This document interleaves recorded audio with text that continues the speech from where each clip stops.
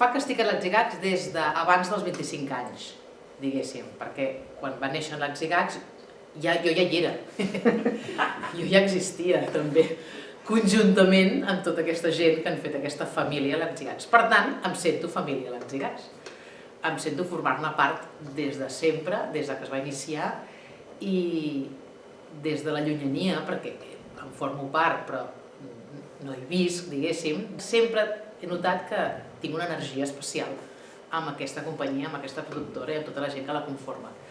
A nivell professional, evidentment, i a nivell personal també, i molt, perquè hem compartit moltíssimes coses. Aleshores, per mi l'Atzigacs va néixer ja molt abans d'aquests 25 anys, perquè ja són gent que tenen una energia especial, per tant, ja es veia que acabarien formant productora, formant l'escola que ha format, etc. I res, la meva vinculació és des de sempre. Amb l'Atzigacs he passat per diversos llocs, però bàsicament he estat treballant amb ells com a coreògrafa.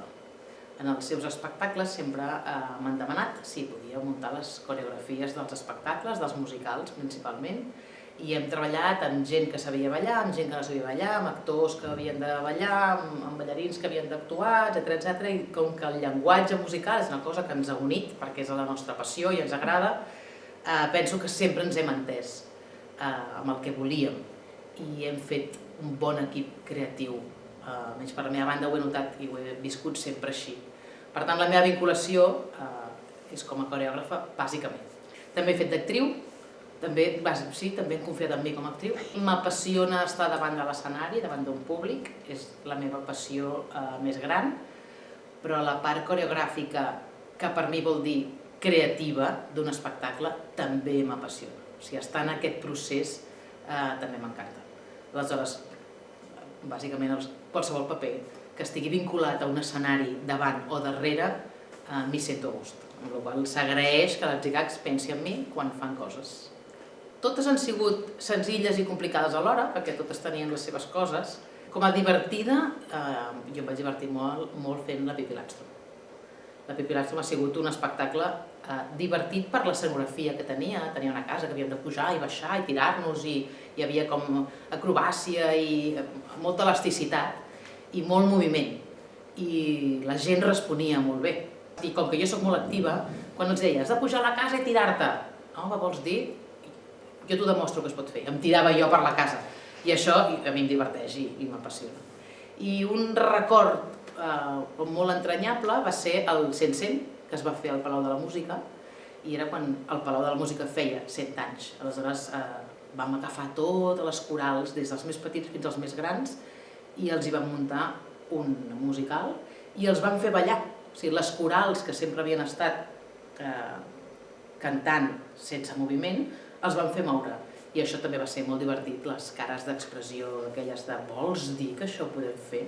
I sí, l'Atzigacs va dir, doncs sí, ballarem, aquí ballarem per l'escenari, pujarem a l'escenari, els van fer baixar baix, a platea, tornaven a pujar. Va ser també molt divertit i molt entranyable aquell espectacle. Per mi tot és un repte.